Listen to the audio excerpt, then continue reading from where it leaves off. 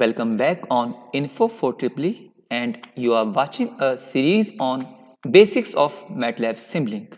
This is 30th video of this series in which we will discuss about variable amplitude sine wave using MATLAB Simulink, and you are with Paramjit Singh Jamwal.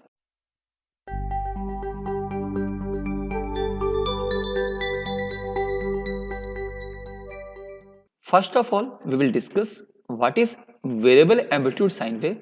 A sine wave whose amplitude varies with time is known as variable amplitude sine wave.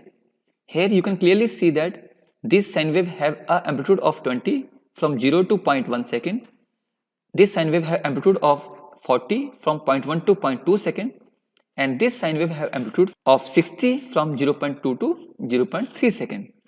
And this type of waveform is generated with the logic of staircase waveform, which is here and which is having a step of 20, 40 and 60. Now moving towards the practical session on MATLAB. In this video, we will continue the simulation we have created in 26th video. So just open that simulation and save this simulation with different name.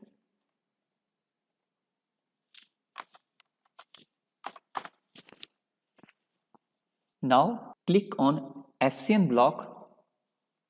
Here the expression is written sine 2 pi ft for sine wave.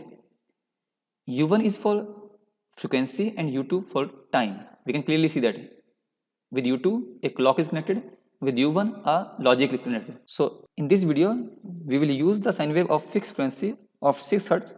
So replace this U1 with 60 and we are going to change the amplitude of sine wave.